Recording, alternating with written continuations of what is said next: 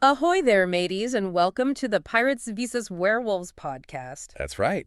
Batten down the hatches and get ready for this week's double dose of thrilling flash fiction stories. We're talking action-packed, page-turning, blockbuster movie and bestseller kind of tales, all wrapped up in bite-sized pieces of flash fiction goodness. Get ready for a wild ride, because this week's Pirate Raid is diving headfirst into two seriously different but equally gripping flash fiction stories. You heard that right, listeners. These tales come straight from you. And we're here to break them down, uncover the heart of each story, zero in on those heart-stopping moments, and explore the oh-so-fascinating clash of the supernatural with the spirit of adventure. You ready to set sail? Let's weigh anchor. First up, we've got Crimson Tides and Silver Fangs. It throws us straight into a world where swashbuckling pirates and the terrifying reality of lycanthropy collide. We'll be following the desperate quest of a captain battling a curse. Then we'll shift gears to Half Moon Detective Agency, a modern and, dare I say, youthful take on the werewolf mythos. Think supernatural mysteries with a twist of teen detective work. So, Crimson Tides and Silver Fangs it is. This flash fiction story starts with a bang, introducing us to Captain Isabella Vane, leader of the pirate ship, the Sea Serpent. And the name the Sea Serpent already conjures up images of daring voyages and treacherous seas, wouldn't you say? Absolutely. And the conflict kicks off with Isabella contracting the Lunar Curse. Not exactly ideal for a pirate captain, right? No, not at all. Especially when your profession involves quite a few shady encounters, you might say. You could definitely say that. So what's a cursed pirate captain to do? She sets off on a quest, of course, for the legendary Moonpetal flower, the only known cure, but it's not going to be easy to find. Not easy at all. It's found only on the ominously named Isla de Sangre Lunar, an island shrouded in fog and guarded fiercely by, you guessed it, werewolves. And to make matters even worse, a blood moon is on the horizon. Talk about adding fuel to the fire. It's like the author took all the classic pirate adventure tropes, added a healthy dose of supernatural horror, and threw in a ticking clock for good measure. It's a brilliant example of how flash fiction can blend genres so effectively, wouldn't you say? You get the thrill of the pirate adventure and the chills of a curse, all in a condensed high-stakes package. Right from the start, you're hooked. Now let's talk about the crew. We've got First Mate Silas, Quartermaster Finn, Elara, and Grok. Ah, the crew. It's like they stepped straight out of a classic pirate tale, each with their own specific role to play in this perilous quest. It's like the author took those familiar pirate archetypes and gave them the supernatural makeover. First Mate Silas, the dependable right-hand man, the one you need when your captain might turn into a werewolf at any moment. Loyal and pragmatic. Essential qualities in this situation. Then you've got Quartermaster Finn, the keeper of legends. I bet he's the one who knows all about the Moonpetal and the Isla de Sangre Lunar. He's the one with the knowledge, the key to unraveling the mysteries and guiding them through the dangers ahead. Elara, the sharp-eyed lookout. Invaluable on any pirate ship, but even more so when you're facing unseen threats lurking in the shadows. And let's not forget Grok, the massive orc cannoneer, just the image of an orc on a pirate ship facing off against werewolves. It's a brilliant blend of fantasy and adventure. It really is. So, Finn, our resident lore expert, reveals that the Moonpetal, the only cure for Isabella's curse, blooms only under the light of a blood moon. That's right. It adds another layer of complexity to the story, wouldn't you say? The cure is tied to this specific lunar event, amplifying the sense of urgency and tying it to ancient magic and destiny. It's not just a simple fetch quest. The fate of the captain and the crew is literally hanging in the balance. The stakes are incredibly high. So imagine the Sea Serpent cutting through the water, the sea eerily calm and black as ink, heading towards Isla de Sangre Lunar. The atmosphere is heavy. You can practically smell the damp earth, feel the fog clinging to everything. And then you've got the scent of something wild, something feral. It's like the island itself is exuding this aura of danger. And the way the island rises out of the fog, this jagged silhouette against the unsettling blood-red moonlight, it's straight out of a gothic horror novel.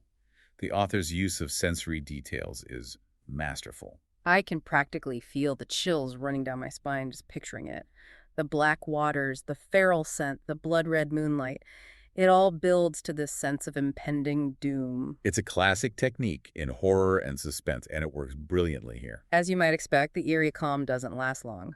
The landing party, Isabella, Silas, Finn, Elara, and Grok, step onto the island, and boom, they're met with a ferocious werewolf attack. And these aren't your average run-of-the-mill werewolves. These are massive bipedal creatures with burning crimson eyes and claws like obsidian blades. Talk about terrifying. The author doesn't skimp on the details, really emphasizing the monstrous nature of these creatures. And the mention of silvered blades and blessed shot, it immediately tells you something about these werewolves. They're not just mindless beasts. They're creatures of legend, vulnerable to specific weapons and ancient lore. You know, you're dealing with some serious supernatural baddies when silver and blessings are your best defense. And the fact that the crew is already prepared with these weapons speaks volumes about their experience and knowledge of the supernatural. But even with their preparations, the werewolves prove to be formidable opponents. The story doesn't shy away from the casualties, reminding you that these creatures are a lethal threat. Every encounter is a fight for survival. And in the midst of this chaos, Isabella is fighting her own internal battle against the Lunar Curse. It's a double threat, fighting external enemies while struggling against the monster within. The curse gives her incredible strength, but it's also fueling a primal rage within her, pushing her closer to becoming the very creature she's fighting against. There's a real sense of tragedy in this, you know? The very thing that gives her the power to fight is also the thing that threatens to consume her. The story highlights this duality really well. She's a skilled fighter, but her movements are becoming faster, more savage, infused with a bestial strength. And there's this heart-wrenching moment when she sees a crew member fall victim to the werewolves, a stark reminder of what she stands to lose, of the cost of her affliction. It's a powerful scene that really underscores the personal stakes for Isabella. This isn't just about finding a cure, it's about saving herself, her crew, her humanity. Her struggle goes beyond the physical. It's a battle for her soul. So, with the clock ticking and the werewolves on their heels, the crew pushes inland, guided by Finn's knowledge of ancient lore and the growing luminescence of the Moonpetal bloom itself. That's right. It's like the bloom is calling them forward, beckoning them through this treacherous and hostile environment. The story really emphasizes the dangerous terrain, the thick undergrowth, the constant threat of a werewolf ambush. And the howls, those chilling howls echoing through the night. It's a constant reminder that they're not alone, that danger lurks around every corner. It's like the island itself is a living, breathing entity, watching their every move, waiting to strike. It's a classic element in adventure stories, the hostile environment that becomes an antagonist in its own right, testing the character's resilience and resolve. Finally, they reach the sacred grove, a clearing surrounded by ancient standing stones. The description of the grove is fascinating. It has this eerie beauty, with the stamped stones and the moon petals glowing with the soft silver light. It's like stepping into another world, a place of ancient power. But of course, it's not unguarded. This is where they encounter the alpha werewolf. Oh yes, the alpha. Not just a bigger, meaner werewolf, but a leader, a creature of intelligence and cunning.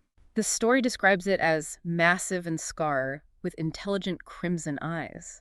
It's not just a beast, it's a strategic thinker, a guardian of the sacred grove. Its presence immediately raises the stakes. This isn't just a fight for survival anymore, it's a confrontation with the ultimate power on the island. The Alpha and its pack versus Isabella and her crew.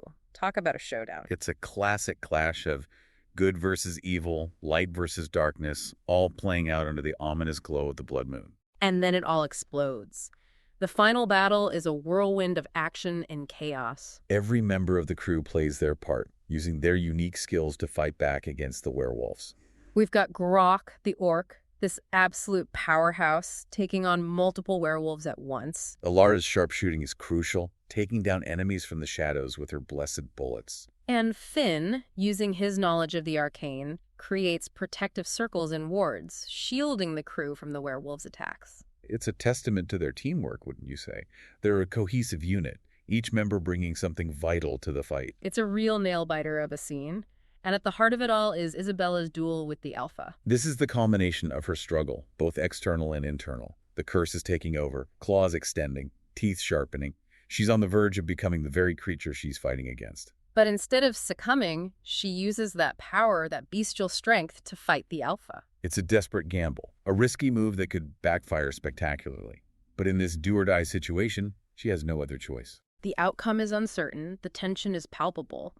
But just as the blood moon starts to wane, signaling the diminishing power of the moon petals. Finn, quick as a flash, manages to snatch a single bloom. Talk about a clutch play. It's a close call, a moment of pure desperation and bravery. And Isabella doesn't hesitate. She consumes the moon petal, And the story doesn't sugarcoat it. It's a painful, agonizing process. It's a brutal physical struggle as the curse fights to maintain its hold.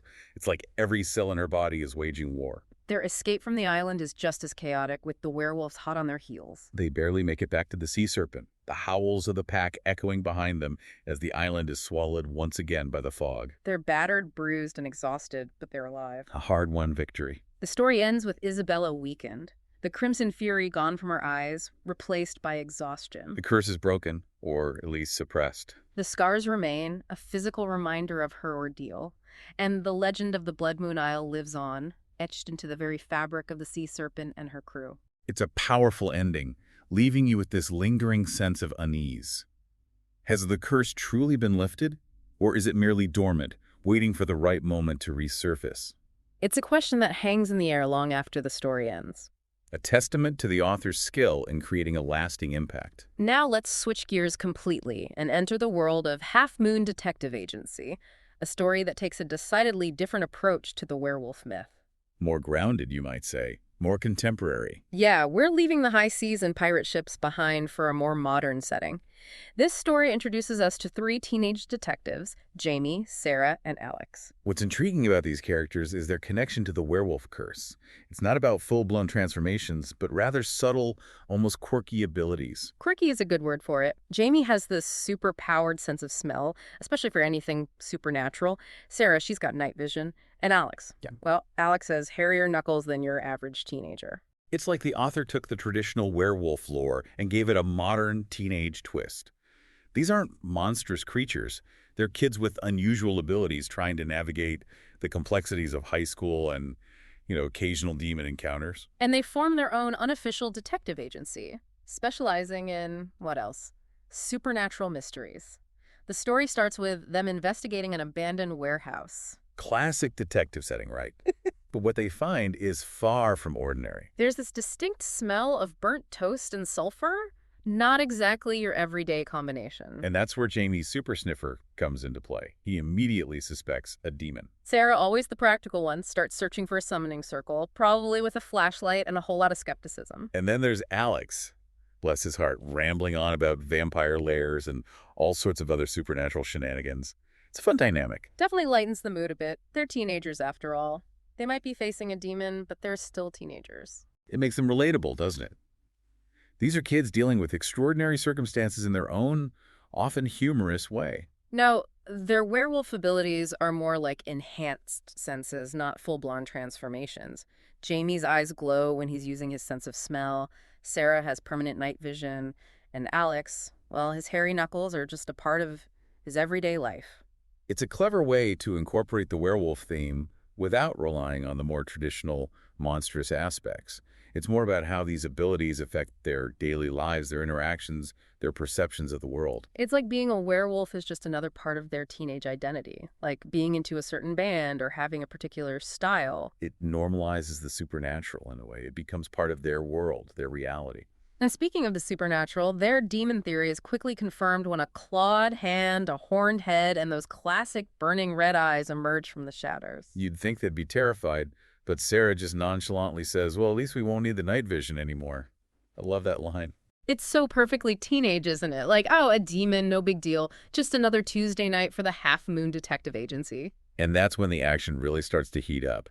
Each of them uses their unique abilities to fight the demon. Jamie, with his super smell, tracks its movements in the dark warehouse. Sarah, with her night vision, spots the demon's weaknesses. And Alex, well, he tackles its legs, hairy knuckles and all. It's a reminder that even seemingly minor abilities can be incredibly useful in the right situation. They're resourceful, they're quick on their feet, and they're working together, even when they're bickering like typical teenagers. The chaos of the battle is so well described.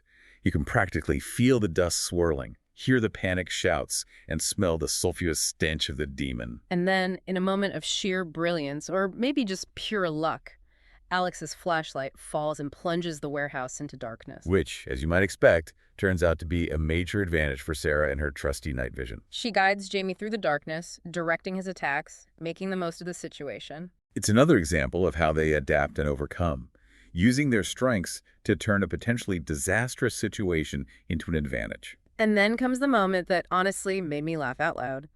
Alex, in a fit of bravery, maybe a bit of teenage foolishness too, decides to climb onto the demon's back and pull on its horns. You can't make this stuff up. Talk about a distraction. It's totally unexpected, completely ridiculous, and it actually works. It's a moment of pure comedic gold, but it also highlights Alex's courage and his willingness to put himself in danger to help his friends. It's those unexpected moments of heroism that really stand out. Exactly. It shows that bravery can come in all shapes and sizes, even in the form of a hairy-knuckled teenager yanking on a demon's horns. While the demon is preoccupied with Alex's antics, Sarah, with her night vision, spots a symbol on its chest. A crucial clue, no doubt. And Jamie, guided by Sarah's directions and fueled by a mix of instinct and, let's be honest, probably a bit of adrenaline and teenage angst, delivers the final blow.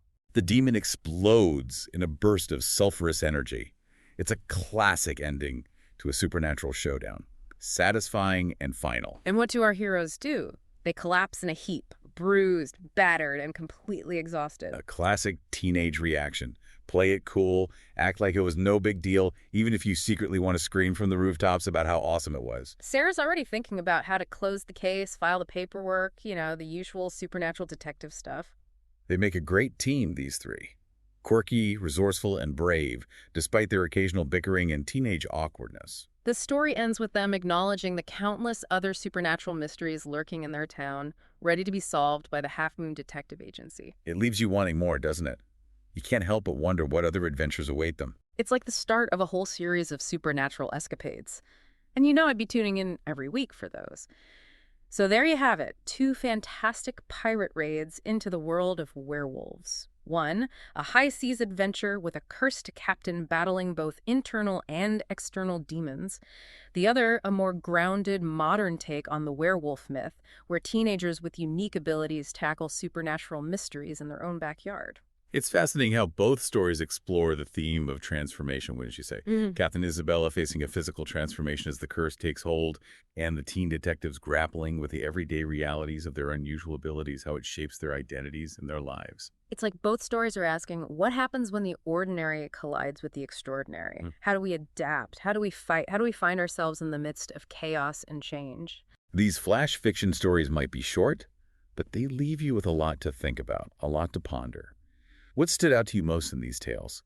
Was it Captain Isabella's fierce determination to overcome her curse, or the Half Moon Detective Agency's scrappy, resourceful approach to fighting a demon? These stories remind us that courage can come in many forms, and that even the most ordinary among us might possess extraordinary abilities just waiting to be discovered. Don't forget to rate and follow the Pirates vs. Werewolves podcast for more captivating stories. Here's a final thought for you to chew on. Both stories featured characters facing incredible odds, both external and internal. What does it say about the human spirit, about our resilience and our capacity for adaptation, that even when confronted with transformative challenges, the desire for survival, the search for purpose persists?